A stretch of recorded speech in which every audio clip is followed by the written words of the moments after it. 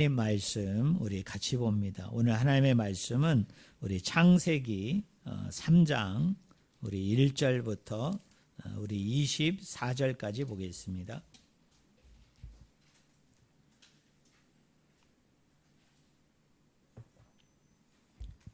우리 창세기 3장 우리 1절부터 24절까지 봅니다. 제가 말씀을 읽습니다. 그런데 뱀은 여호와 하나님이 지으신 들짐승 중에 가장 강교하니라. 뱀이 여자에게 물어 이르되 하나님이 참으로 너희에게 동산 모든 나무의 열매를 먹지 말라 하시더냐. 여자가 뱀에게 말하되 동산 나무의 열매를 우리가 먹을 수 있으나 동산 중앙에 있는 나무의 열매는 하나님의 말씀에 너희는 먹지도 말고 만지지도 말라 너희가 죽을까 하노라 하셨느니라. 뱀이 여자에게 이르되 너희가 결코 죽지 아니하리라. 너희가 그것을 먹는 날에는 너희 눈이 밝아져 하나님과 같이 되어 선악을 알 줄 하나님이 아심이니라. 여자가 그 나무를 본즉 먹음직도 하고 보암직도 하고 지혜롭게 할 만큼 탐스럽기도 한 나무인지라. 여자가 그 열매를 따먹고 자기와 함께 있는 남편에게도 주매 그도 먹은지라. 이에 그들의 눈이 밝아져 자기들이 벗은 줄을 알고 무화과 나무 잎을 엮어 치마로 삼았더라. 그들이 그날 바람이 불 때 동산에 거니시는 여호와 하나님의 소리를 듣고 아담과 그의 아내가 여호와 하나님의 낯을 피하여 동산 나무 사이에 숨은지라. 여호와 하나님이 아담을 부르시며 그에게 이르시되 내가 어디 있느냐. 이르되 내가 동산에서 하나님의 소리를 듣고 내가 벗었으므로 두려워하여 숨었나이다. 이르시되 누가 너의 벗었음을 내게 알렸느냐. 내가 내게 먹지 말라 명한 그 나무 열매를 네가 먹었느냐. 아담이 이르되 하나님이 주셔서 나와 함께 있게 하신 여자 그가 그 나무 열매를 내게 주므로 내가 먹었나이다. 여호와 하나님이 여자에게 이르시되 네가 어찌하여 이렇게 하였느냐. 여자가 이르되 뱀이 나를 깨므로 내가 먹었나이다. 여호와 하나님이 뱀에게 이르시되 내가 이렇게 하였으니 내가 모든 가축과 들의 모든 짐승보다 더욱 저주를 받아 배로 다니고 살아있는 동안 흙을 먹을지니라. 내가 너로 여자와 원수가 되게 하고 내 후손도 여자의 후손과 원수가 되게 하리니 여자의 후손은 내 머리를 상하게 할 것이요 너는 그의 발꿈치를 상하게 할 것이니라 하시고 또 여자에게 이르시되 내가 내게 임신하는 고통을 크게 더하리니 네가 수고하고 자식을 낳을 것이며 너는 남편을 원하고 남편은 너를 다스릴 것이니라 하시고 아담에게 이르시되 내가 네 아내의 말을 듣고 내가 내게 먹지 말라 한 나무의 열매를 먹었은즉 땅은 너로 말미암아 저주를 받고 너는 내 평생에 수고하여야 그 소산을 먹으리라. 땅이 내게 가시덤불과 엉겅퀴를 낼 것이라. 네가 먹을 것은 밭의 채소인즉 내가 흙으로 돌아갈 때까지 얼굴에 땀을 흘려야 먹을 것을 먹으리니 내가 그곳에서 취함을 입었음이라. 너는 흙이니 흙으로 돌아갈 것이니라 하시니라. 아담이 그의 아내의 이름을 하와라 불렀으니 그는 모든 산자의 어머니가 됨이더라. 여호와 하나님이 아담과 그의 아내를 위하여 가죽옷을 지어 입히시니라. 여호와 하나님이 이르시되 보라 이 사람이 선악을 아는 일에 우리 중 하나같이 되었으니 그가 그의 손을 들어 생명나무 열매도 따먹고 영생할까 하노라 하시고 여호와 하나님이 에덴 동산에서 그를 내보내어 그의 근원이 된 땅을 갈게 하시니라. 우리 24절 같이 읽겠습니다. 이같이 하나님이 그 사람을 쫓아내시고 에덴 동산 동쪽에 그룹들과 두루 도는 불칼을 두어 생명나무의 길을 지키게 하시니라. 아멘. 오늘 같이 읽은 본문 말씀을 가지고 한결같은 하나님의 은혜라는 제목으로 같이 하나님의 말씀을 우리가 나누기를 원합니다. 좀 길었습니다만 우리가 창세기 3장 1절부터 우리가 24절 전체의 말씀을 우리가 읽었는데요. 이 창세기 3장을 보면 두 주인공이 이 말씀에 등장을 합니다. 혹자는 마치 그 두 주인공이 여자하고 또 뱀 또는 아담하고 뱀인 것처럼 그렇게 이야기하는 경향들이 많습니다. 그렇지만 우리가 이 3장의 말씀을 쭉 읽어보면요, 주인공은 바로 인간인 아담과 그리고 그를 창조한 하나님의 이야기임을 우리가 이 본문을 통해서 알 수 있습니다. 물론 뱀도 등장을 하죠.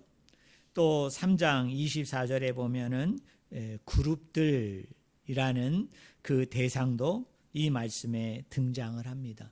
하지만 이 인간 아담과 하와 그리고 하나님이 차지하는 그 비중에 비하면 이 뱀의 등장은 또 이 그룹들의 등장은 상당히 제한적인 것을 우리가 이 본문을 통해서 알 수가 있습니다. 이 3장의 이야기는 우리에게 많은 정보를 주는데요, 많은 내용들을 우리에게 전해주고 있는데, 이 창세기 이 3장이 기록되어질 당시에 그 근동에 보면은 많은 신화적인 이야기들이 소개되고 있습니다. 그 중에 대표적인 신화의 이야기가 바로 메소포타미아라는 지역에 있는 나라들에서 신화 이야기가 등장을 하고요. 또 저 남반부에 가보면 이집트라는 나라에 또 가보면은 그 신화 이야기가 등장을 합니다. 여러분, 우리나라도 그 창조 신화 이야기가 있지 않습니까? 단군 이야기죠. 그런 신화 이야기가 이 창세기 3장 주변의 나라 메소포타미아와 그리고 이집트 그리고 주변의 몇몇의 나라에 가보면은 그 민족이 또 그 백성들이 어떤 기원과 근원 속에서 이렇게 시작이 되어졌는가, 그런 신화 이야기들이 이제 많이 등장을 합니다. 근데 그 신화 이야기들을 가만히 들여다보면 막 영웅 이야기로 돼 있죠. 또 그 신화 이야기들을 우리가 들여다보면 아주 화려합니다. 그리고 대단하고요, 막 여러분 웅장합니다. 마치 우리가 영화관 같은 데 가보면은 그 애니메이션 그런 영화라든지 또는 뭐 판타지 그런 영화들을 보면 어떻습니까? 막 그 등장하는 그 인물들도 대단하고 또 그 등장하는 인물들이 펼쳐나가는 그 이야기들을 보면은 아주 웅장하고 화려하고 또 대단한 것을 우리가 발견할 수 있잖아요. 그런데 이 주변의 신화 이야기에 비해서 같은 동시대인데 창세기 3장에 소개되어지는 이 아담과 하와 그리고 하나님의 이야기는 어떻습니까? 상당히 이렇게 소박하죠. 그리고 아주 이렇게 단출하고 또 단촐한 그런 이야기들로 구성이 되어진 것을 우리가 먼저 발견할 수 있습니다. 여러분, 이상하죠? 그죠?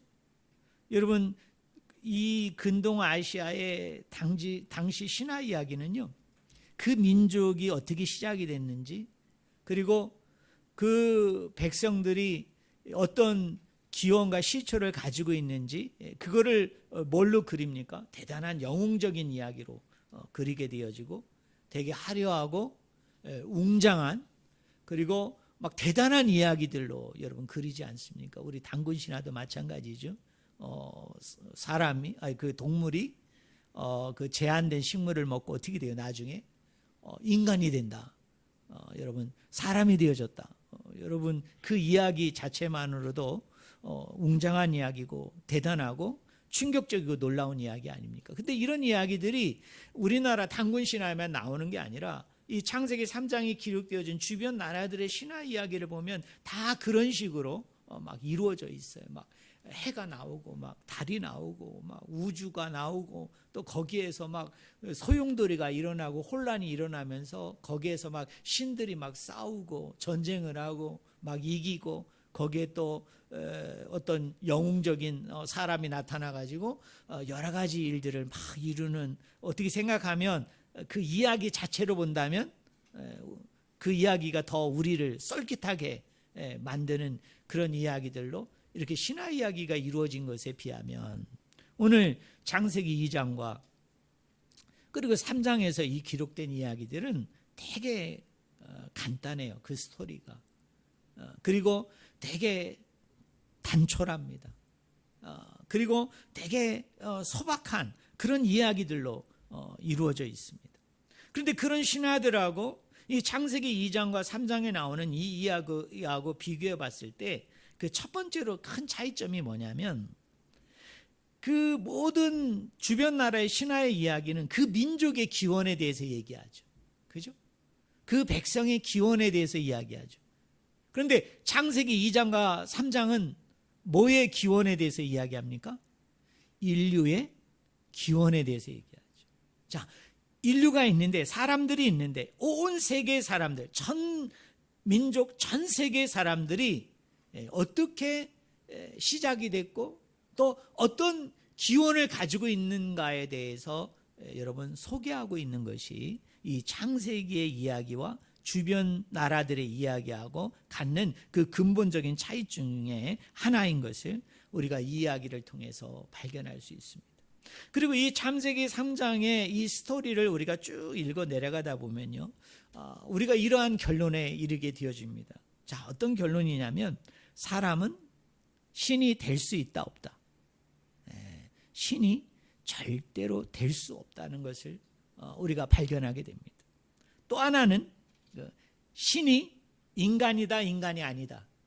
인간이 아니다라는 것을 우리는 쉽게 발견할 수 있습니다. 그 이집트라는 나라가 있는데요. 여러분, 이집트에 파라오가 있죠. 일명 우리가 바로라고 얘기하는데, 여러분, 이 바로는 어떻습니까? 왕이죠.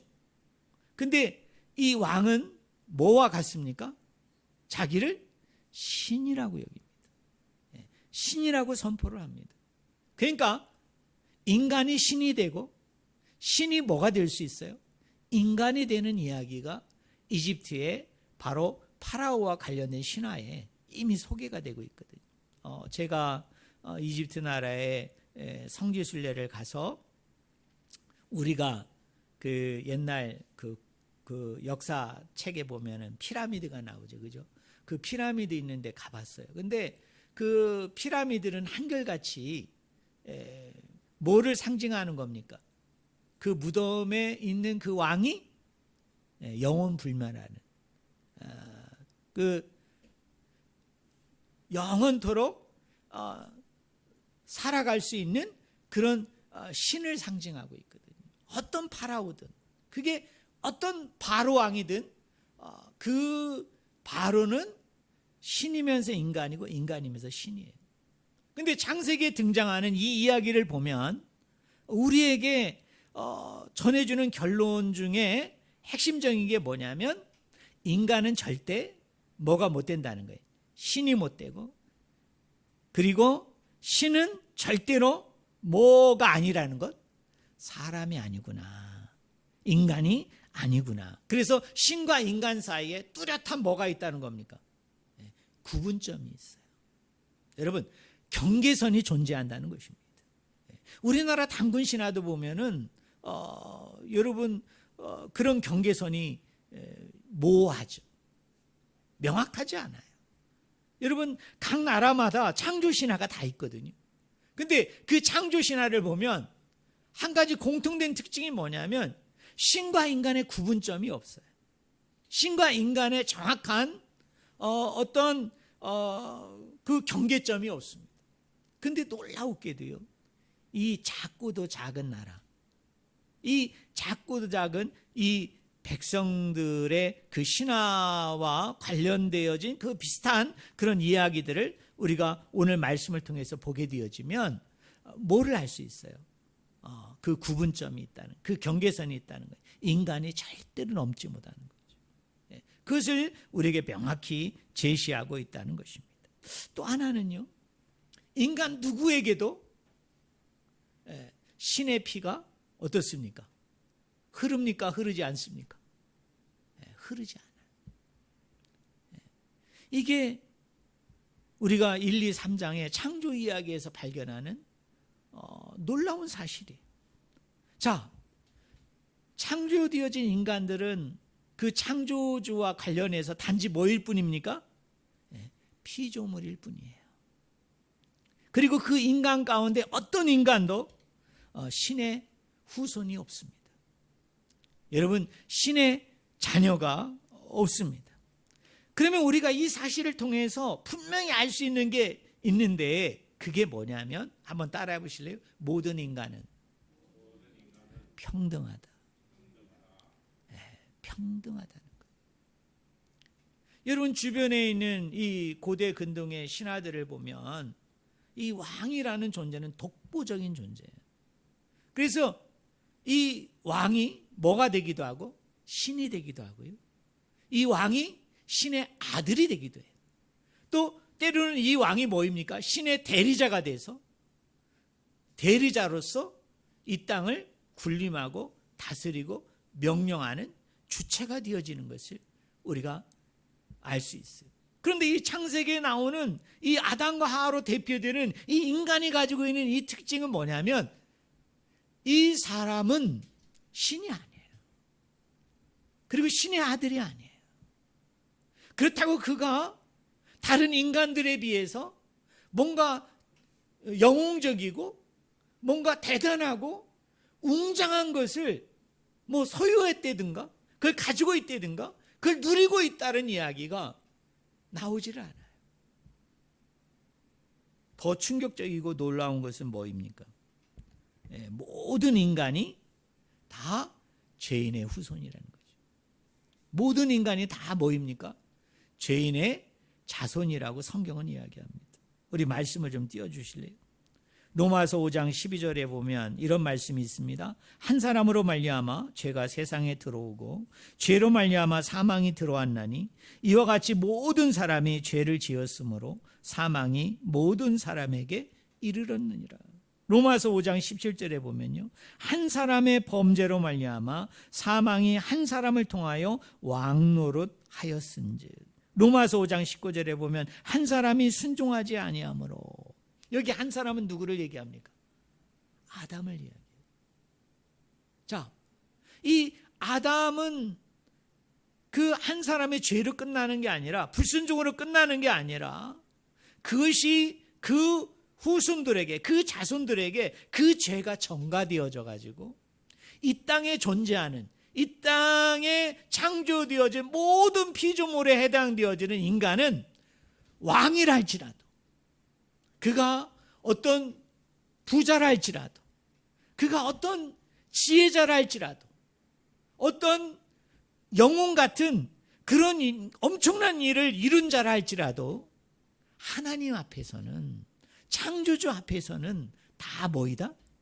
죄인이라는 거예요. 여러분 죄의 후손이라는 거예요.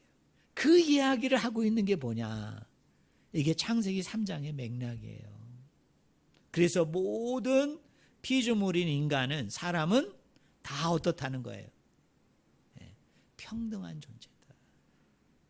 어떻게 생각하면 죄인의 후손인 죄인의 자손인 그저 그러한 그 정도의 사람에 불과하다. 이것이 바로 이 창조 이야기가 이 창세기 3장의 이야기가 저 여러분에게 보여주는 중요한 내용인 것을 우리가 이 맥락을 통해서 잘 발견할 수 있어야 됩니다. 자, 여러분, 최초로 창조되어진 인간은 죽지 않고 영원히 사는 존재로 창조되었을까요? 그렇게 생각하는 분이 계세요. 아담과 하와가 범죄하기 전에는 아담과 하와가 하나님의 금한 선악과를 따먹기 전에는 그 이전의 인간은 어떤 인간이었느냐면 죽지 않는 우리가 흔히 얘기하는 대로 영원토록 살 수 있는 존재로 하나님이 그 영혼을 창조했다라고 그렇게 이야기를 합니다. 여러분 정말 그럴까요? 여러분 오늘 본문 말씀 우리 22절 한번 볼까요?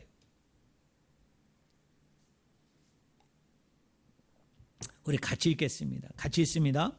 여호와 하나님이 이르시되 보라 이 사람이 선악을 아는 일에 우리 중 하나같이 되었으니 그가 그의 손을 들어 생명나무 열매도 따먹고 영생할까 하노라 하시고 하나님이 걱정하세요. 하나님이 근심하십니다. 아담과 하와가 하나님이 그만 선악과를 따먹고 에덴에서 쫓겨났거든요. 에덴 밖으로 내몰림을 당했는데 하나님이 뭘 걱정을 합니까? 이 에덴 동산 안에는 영생의 나무가 있어요. 그 생명의 나무가 있는데 이 아담과 하와가 어떻게 그 다시 에덴 동산으로 들어가서 그 나무를 따먹음으로 뭐 할까 봐? 영생할까 봐. 죽지 아니하고 영원히 살까 봐 하나님이 그것이 염려가 돼서 근심이 돼서 하나님이 선택하신 방법이 뭡니까? 24절에 보면은 에덴 동산 동쪽에, 그 동쪽은 에덴 동산으로 유일하게 들어갈 수 있는 문이 있거든요. 그 문을 누가 지키게 합니까? 그룹들과 두루 도는 불칼을 두어가지고 절대로 에덴 동산에 컴백을 못하게 하는 거예요. 여러분, 돌아가지 못하게 하는 거예요. 그 이유는 딱 하나예요. 그 아담과 하와가 그 영생의 열매, 그 생명의 열매를 따먹고 뭐 할까 봐, 죽지 아니하고 영원토록 살까 봐 하나님께서 컴백하는 길을, 되돌아가는 길을 어떻게 했어요? 하나님이 완전히 여러분 차단시킨 것을 우리가 이 말씀을 통해서 알 수가 있는 것입니다. 그러면 우리는 이렇게 생각할 수 있죠. 아담과 하와는 원래부터 영원토록 살도록 하나님이 지으셨다, 지으지 않으셨다? 짓지 않으셨다는 거예요. 왜요? 만약에 영생토록 지었다면 에덴 동산 안에 영생의 나무가 필요할까요? 필요 없을까요? 필요 없지요. 그 나무가 존재한다는 이유 자체는 아담과 하와도 저와 여러분들과 똑같이 창조되었을 때는 어떤 존재예요? 영생하지 못하는, 죽을 수 있는 존재였다라는 것을 단적으로 보여주는 예가 바로 이 예입니다. 근데 이 이야기에서 우리에게 또 하나 놀라운 사실을 보여주는 것은 뭐냐면, 돌아갈 수 있다, 돌아갈 수 없다. 돌아갈 수 없어. 에덴 동산에서 쫓겨서 나왔잖아요. 근데 이 사람이, 이 인간이 창조 이전의 상태로, 아니 선악과를 따먹기 이전의 상태로 돌아갈 수 있어요? 못 돌아가요? 못 돌아가요. 왜? 하나님이 영생할까 봐 걱정이 돼서 그 길을 막아버리셨어요. 근데요, 이 돌아가는 걸 가능케 할 수 있는 사람은 딱 한 사람밖에 없어요. 그 대상이 누구입니까? 하나님이시죠. 하나님이 뭐 하시면 됩니까? 그 막은 길을 열어주시면 되죠. 그 막고 있는 자를 하나님이 치우시면 되죠. 그러나 인간은 그 이전의 상태로 돌아갈 수 있는 존재가 이제 못 되는 거예요. 안 된다. 그것을 분명하게 우리에게 제시하고 말씀해 주고 있는 게 뭐냐? 이게 창세기 3장의 맥락 속에서 우리가 이 부분을 우리가 읽을 수 있는 것입니다. 그래서 우리가 창세기 3장을 문맥적으로 맥락적으로 쭉 읽다 보면요, 우리 한번 생각해 볼까요? 창세기 3장의 이야기가 슬픈 이야기일까요? 창세기 3장의 이야기가 오늘 저와 여러분에게는 나쁜 이야기일까요? 아니면 좋은 이야기일까요? 아니면 기쁘고 즐거운 이야기일까요? 지금까지 많은 분들은 이 창세기 3장의 말씀을 상당히 나쁜 이야기로 그리죠. 상당히 슬픈 이야기로 여기서 그립니다. 왜요? 여기서 죄가 시작이 됐고 그 죄의 결과로 인해서 사람이 사망에 이르게 되어졌고, 사망에 이르게 되어진 것 중에 가장 큰 게 뭐예요? 죄로 인해서 하나님과 인류 사이의 관계가 어떻게 됐다고 얘기합니까? 끊어졌다. 그 관계가 무너지게 되어졌다. 그러면서 상당히 이것을 암울하게, 침울하게, 어둡게 이 이야기를 그리고 있다는 이야기입니다. 그러나 우리가 이 3장의 얘기를 저는 오늘 여러분들하고 같이 이 맥락에 맞춰서, 문맥에 맞춰서 우리가 좀 다른 각도에서, 다른 의미에서 이 창세기 3장을 잘 이해하셨으면 좋겠어요. 자, 여러분 우리 한번 하나하나씩 한번 들어가 봅시다. 자, 아담과 하와가 에덴 동산을 나왔어요. 그죠? 나온 게 아니라 쫓겨났지요. 자, 쫓겨나서 어떻게 됐습니까? 조금 더 고통스러워졌어요. 그건 맞아요. 조금 더 힘들어졌죠. 그리고 상당히 건조해졌습니다. 그래서 어떻게 됐습니까? 이 남자들은 뭐 하지 아니하고는, 일을 하지 아니하고는, 땀을 흘리지 아니하고는 그 어떤 것도 먹을 수 없는 그런 결과가 되어졌죠. 근데 여러분, 우리가 잘 생각해 보세요. 아담과 하와가 처음에 에덴 동산에 살 때 우리 옛날에 개미와 배짱이처럼 아담과 하와가 그 에덴 동산에서는 아무 일도 하지 않고 아무 노동도 하지 않고 하나님께서 먹을 것을 다 공급해 주셔가지고 맨날 다 배짱이처럼 여러분 그렇게 지냈을까요? 에덴 동산에서 여러분 그렇게 살았다고 여겨집니까? 아니에요. 창세기 2장 15절에 보면은 아담이 에덴 동산에 있을 때 그 땅을 뭐 했다고 얘기하죠? 경작했다라고 얘기합니다. 그 땅을 가꾸었다는 거예요. 쉽게 얘기하면 우리 아담은요, 인류의 직업 중에 여러분 최초의 직업이 뭔지 아세요? 뭐일까요? 우리가 창세기로 얘기하면 농업입니다. 여러분, 농사를 지었어요. 경작하다는 단어가 바로 그런 뜻이에요. 근데 지금 아담이 에덴으로부터 범죄에서 쫓겨났는데 그 쫓겨난 가운데 속에서도 아담이 계속 해야 되는 일은 뭐일까요? 똑같이 농업이죠. 여러분, 농사일을 하는 거예요. 근데 정도의 차이는 있어요. 그 노동의 환경이 더 어떻게 됐다? 열악해졌다. 그 노동의 환경이 더 힘들어지고 더 고통스러워졌다는 차이입니다. 또 여자들은 어떤 에덴의 나옴으로 어떤 고통이 생기게 되어졌죠? 아이를 낳기 위해서 상고의 고통을 겪어야 됐습니다. 그리고 땅은 뭐를 냈죠? 가시와 엉겅퀴를 내는, 어떤 의미에서 모든 조건이 더 열악해지고 더 어려워지고 힘들어진 것은 맞지만, 그러나 놀라운 건 뭐냐면 에덴 동산 이전과 에덴 동산 이후에 그 인류의 삶을 우리가 곰곰이 생각해 보면요, 단절이 아니에요. 여러분, 끝이 아닙니다. 우리가 그렇게 접근하면 안 돼요. 아담과 하와가 타락했기 때문에, 아담과 하와가 범죄했기 때문에 봐요, 범죄하기 이전과 범죄한 이후에 연속성이 없어지나요? 아니에요. 성경은 그렇게 얘기하지 않아요. 아담은 타락하기 이전에도 농사하는 자였지만 타락하고 난 이후에도 그는 뭐였어요? 농사하는 자였어요. 여자도 마찬가지입니다. 우리가 창세기 1장 말씀해 보면 하나님께서 아담과 하와를 만드시고 난 후에 인류에게 복을 내리시는데 뭐라고 그랬어요? 생육하고 번성하고 뭐하라? 충만하라. 그 생육에 있어서 1번지가 뭐입니까? 자손을 낳는 거예요. 많은 자녀들을 나중에 잉태하는 거예요. 그게 나중에 창세기 이야기와 출애굽기 초기의 이야기에서 반복이 되거든요. 자, 그러면 여자도 마찬가지입니다. 남자도 마찬가지입니다. 타락 이전과 타락 이후가 조금 열악해진 건 맞지만, 고통스러운 건 맞지만, 죄를 짓기 이전과 죄를 지은 이후의 세계가 단절이 된 것이 아니라는 것을 저는 우리 성도님들이 분명히 기억하기를 바랍니다. 근데요, 이 창세기 3장 우리가 쭉 읽어 내려가다 보면은 아담과 하와가 에덴 동산을 쫓겨나서요,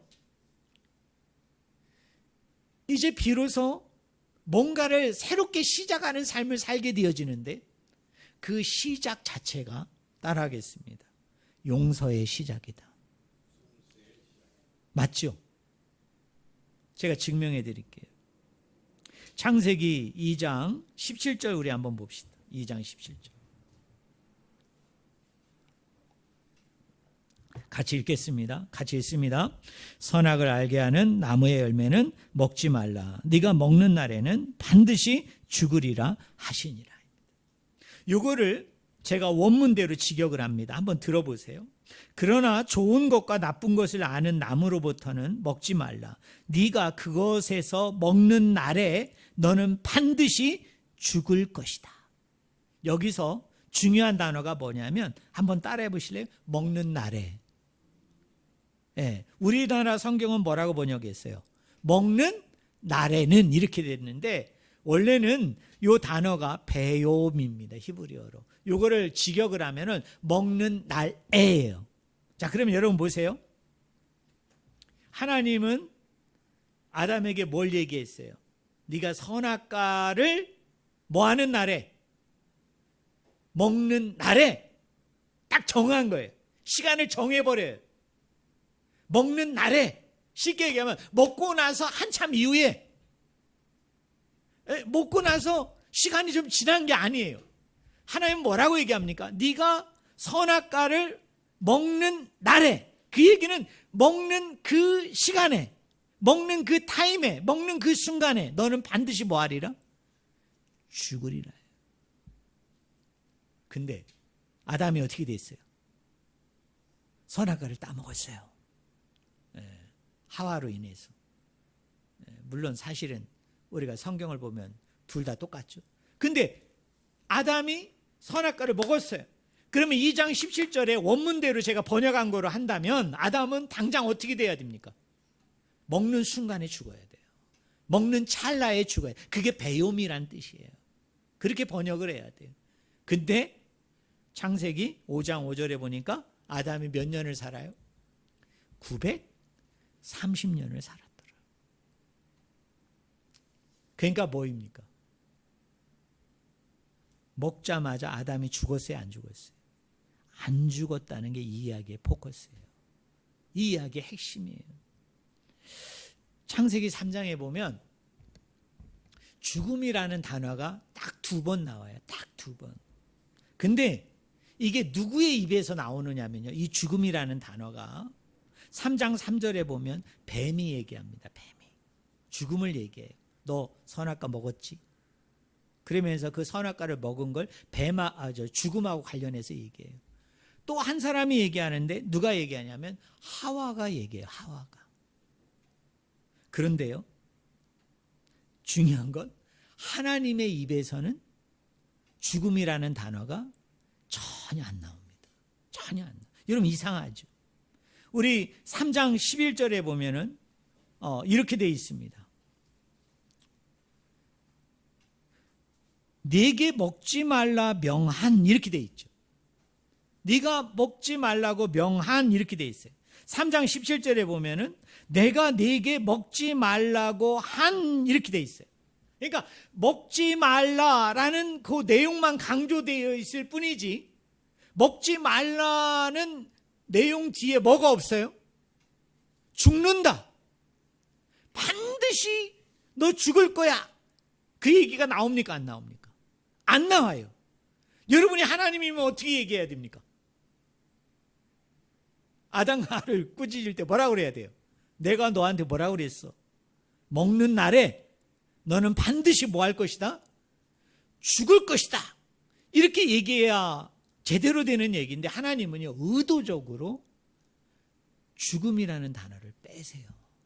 그래서 먹는 날에는 네가 먹는 한에는 그러면서 먹는 것에 포커스를 맞추지 그 죽음이라는 것에 강조점이 없어요. 포커스가 없어요. 마치 하나님이요 이 단어를 의도적으로 빼시는 것 같아요. 그럼 이것만이 있느냐? 3장 19절에 보니까 이렇게 얘기합니다. 네가 흙으로 돌아갈 때까지. 여러분 저를 보세요. 흙으로 돌아가는 게 뭐죠? 사람은 흙으로 와서 흙으로 돌아가잖아요. 흙으로 돌아간다는 건 죽음을 얘기하죠. 근데 하나님은 죽음이라는 단어를 쓰지 않고요. 죽음이라는 단어를 의도적으로 빼고 다른 수거를 선택하는 겁니다. 그 단어가 뭐입니까? 흙으로 돌아갈 때까지. 3장 22절에 보면 영생할까 하노라. 영생할까 하노라라는 말은 무슨 말인지 아세요? 네가 영생할까 봐 내가 근심이 돼, 걱정이 돼. 너는 당연히 선악과를 범했으니까 뭐 해야 돼? 넌 죽어야 돼. 근데 죽지 않고 네가 영생할까 봐 내가 근심이 돼. 그러면서 죽음이라는 단어를 하나님이 의도적으로 여기서도 빼는 것을 우리가 알 수 있어요. 그리고 여러분 그 16절을 한번 보세요. 16절. 우리 16절 말씀 한번 같이 읽어봅시다. 같이 읽겠습니다. 또 여자에게 이르시되 내가 네게 임신하는 고통을 크게 더하리니 네가 수고하고 자식을 낳을 것이며 너는 남편을 원하고 남편은 너를 다스릴 것이니라 라고 얘기합니다. 여기 보면 네가 수고하고 뭐를 낳을 거라고 그러죠? 자식을 낳게 되어질 것이다. 이거는 죽음에 관한 이야기예요. 삶에 관한 이야기예요. 앞으로 하와가 살아갈 이야기를 합니다. 하나님이 죽음의 이야기를 하지 않으세요. 너 선악과를 범했으니까 너 죽게 돼. 너 죽을 거야. 그렇게 하지 않으세요. 신기하게도요. 3장 이야기를 이렇게 쭉 읽어보면 하나님이 죽음에 관한 이야기를 하는 게 아니라 아담과 하와에게 나타나셔서 하나님이 정작 하시는 말씀이 뭐예요?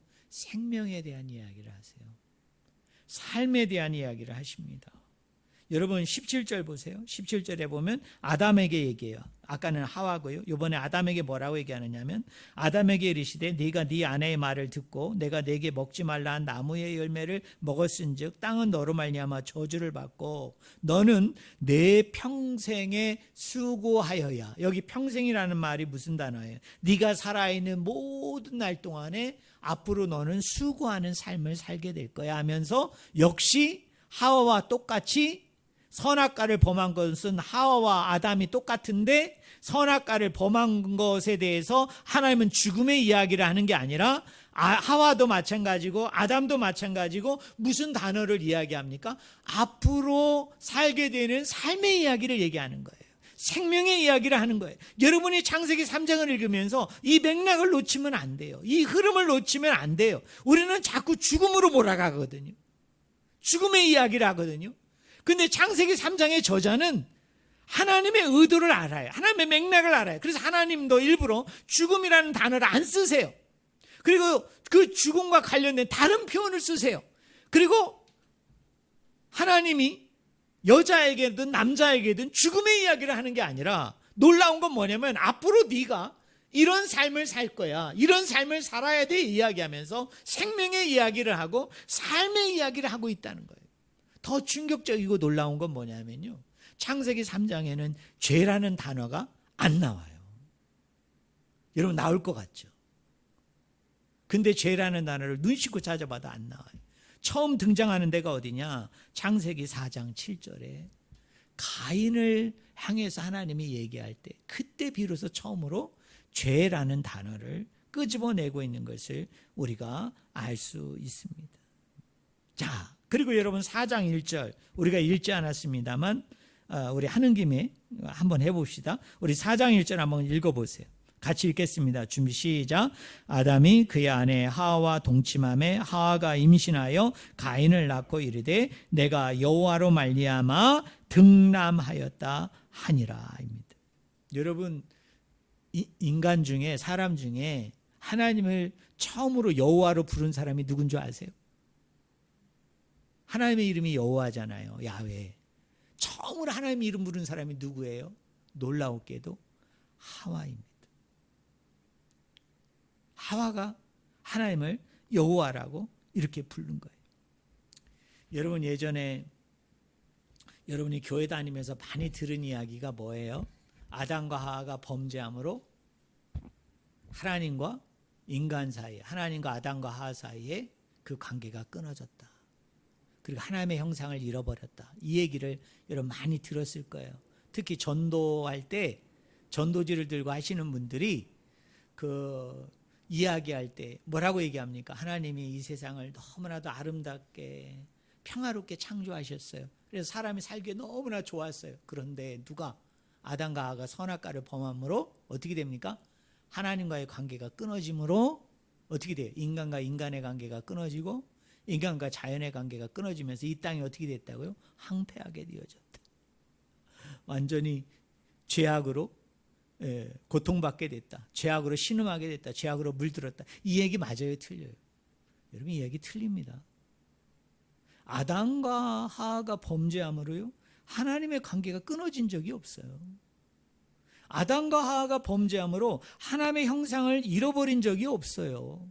창세기 6장에 보면은 거기에 하나님의 형상으로 지음받은 인간을, 그렇게 창조된 인간을 하나님이 지으셨으면 한탄하는 말이 나와요. 근심하는 말이 나와요. 여러분, 그렇기 때문에 우리의 죄로 인해서 우리가 하나님의 형상을 잃어버렸다? 창세기 6장에 해설이 안 돼요. 해결이 안 돼. 또 여러분 보세요.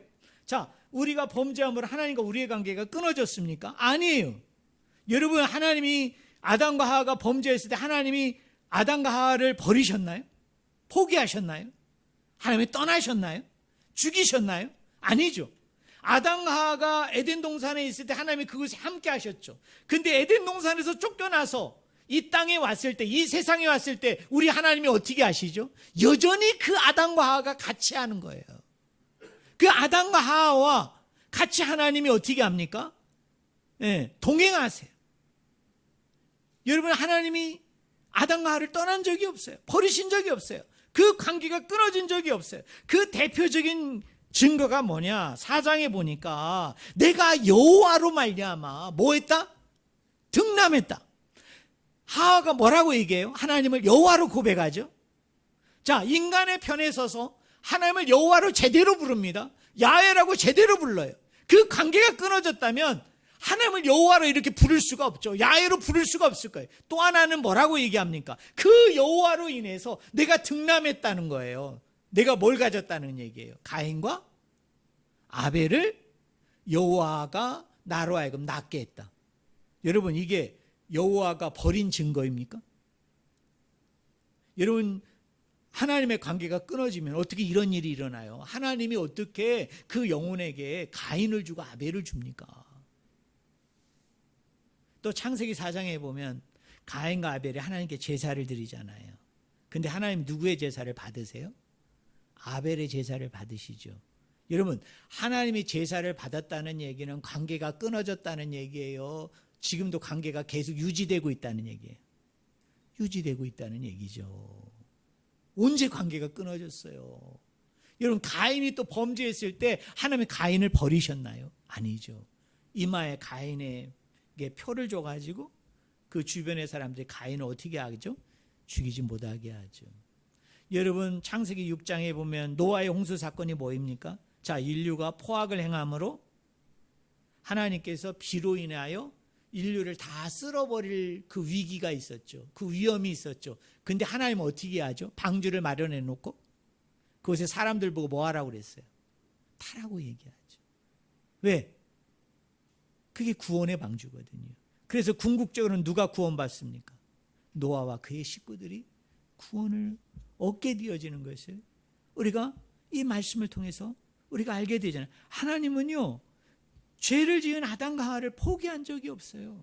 그를 떠난 적이 없어요.